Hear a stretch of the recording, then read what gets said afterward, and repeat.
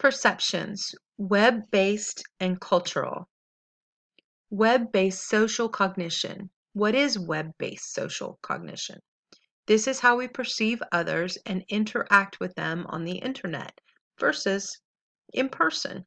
Life has changed a lot now, and you may not have friends that you ever meet in person. It may strictly be online, but it's definitely how our culture is changing. It can be more challenging because you cannot always see social cues that would be more noticeable in person. Body language, facial expressions, you may not be able to see that. It may strictly just be texting each other, seeing pictures. But researchers do say that we can accurately perceive important information as well as we do in person. How does culture relate to our perceptions? Our culture shapes our perception, how we talk, the personal space that we need, and what we consider to be polite are all based on our culture. Julian Burrell tells us that most other countries raise their children to be a part of a group and um, to make their group successful, whether that be business or religion or family. While Americans raise their kids to be independent, they do everything on their own for themselves, kind of thing. How we choose friends and relate to family, these are all shaped by our culture. Sri Lanka versus America.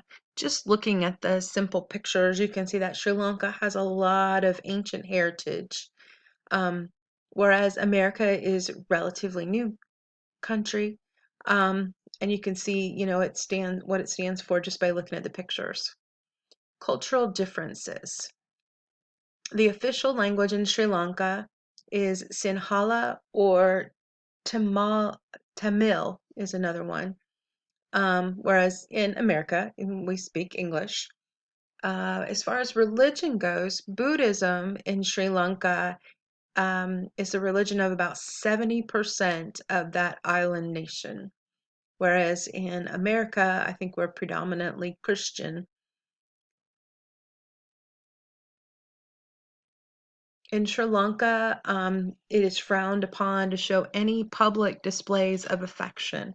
As a matter of fact, it said that they will actually go to like a little park called like Lovers, kind of like a Lover's Lane back in the 50s, in which people will take an umbrella and they might exchange a kiss or something like that behind an umbrella or behind a bush, but it's not something that they do in public. Whereas Americans, they feel free to kiss and make out pretty much anywhere they want to. Um, in Sri Lanka, it's also rude to touch someone's head, especially children.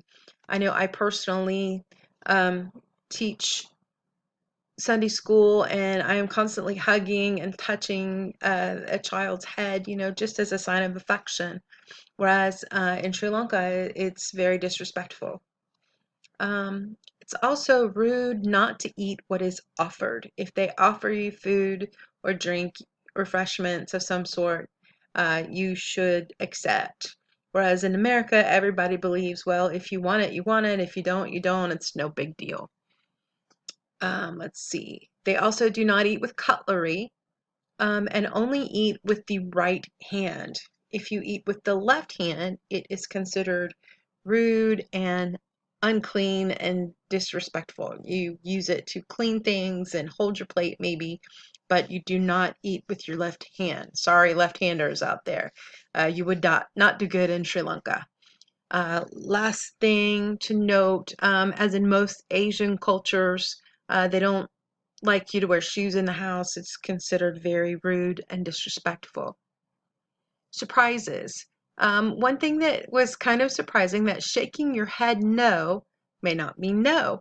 A lot of times they're shaking their head and they actually mean yes. Another surprising fact was that women cannot touch a monk or pass him anything directly without maybe holding it like with a tissue or something like that. They can't touch what he's touching. Um, and this is due to their religion. I honestly had no idea what to expect. I had no preconceived notions to change, and I loved learning about this new culture. Thanks.